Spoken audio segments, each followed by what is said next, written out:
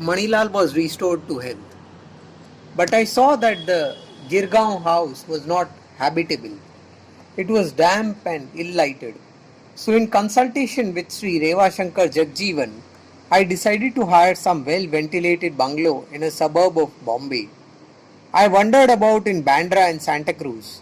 The slaughterhouse in Bandra prevented our choice falling there. Ghatkopar and places near it were too far from the sea. At last, we hit upon a fine bungalow in Santa Cruz, which we hired as being the best from the point of view of sanitation. I took a first class season ticket from Santa Cruz to Churchgate and remember having frequently felt a certain pride in being the only first class passenger in my compartment. Often I walked to Bandra in front to take the fast train from there direct to Churchgate. I prospered in my profession better than I had expected.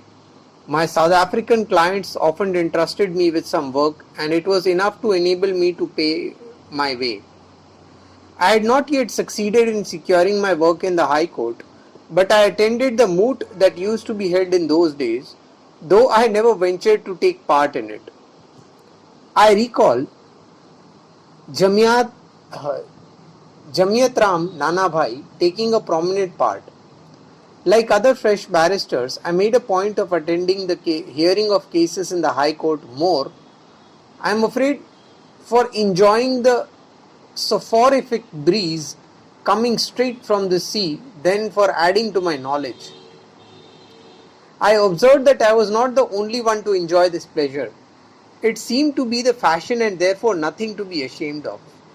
However, I began to make use of the High Court library and make fresh acquaintances, and I felt that before long I should secure work in the High Court.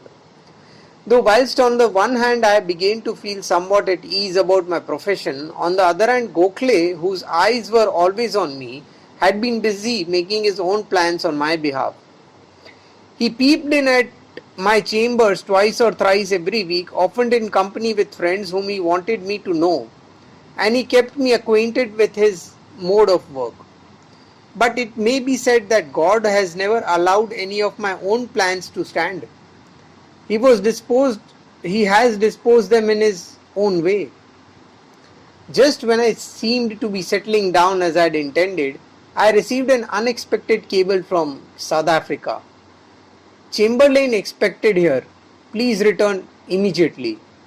I remembered my promise and cabled to say that I should be ready to start the moment they put me in funds. They promptly responded. I gave up the chambers and started for South Africa. I had an idea that the work there would keep me engaged for at least a year, so I kept the bungalow and left my wife and children there. I believed then that enterprising youths would not find an opening in the country should emigrate to other lands. I therefore took with me 4 or 5 such youths, one of whom was Maganlal Gandhi. The Gandhis were and are a big family. I wanted to find out all those who wished to leave the trodden path and venture abroad.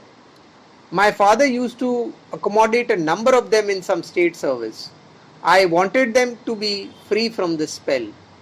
I neither could nor would secure other service for them. I wanted them to be self-reliant. But as my ideas advanced, I tried to persuade these youths also to conform their ideals to mine, and I had the greatest success in guiding Maganlal Gandhi. But about this later. The separation from wife and children, the breaking up of a settled establishment, and the going from the certain to the uncertain, all this was for a moment painful, but I had inured myself to an uncertain life. I think it is wrong to expect certainties in this world where all else but God, that is truth, is an uncertainty.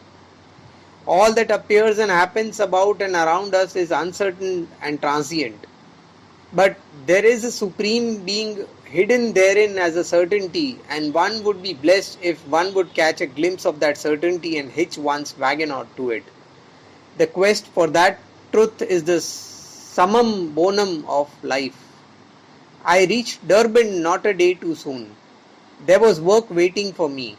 The date for the deputation to wait on Mr. Chamberlain had been fixed. I had to draft the memorial to be submitted to him and accompany the deputation.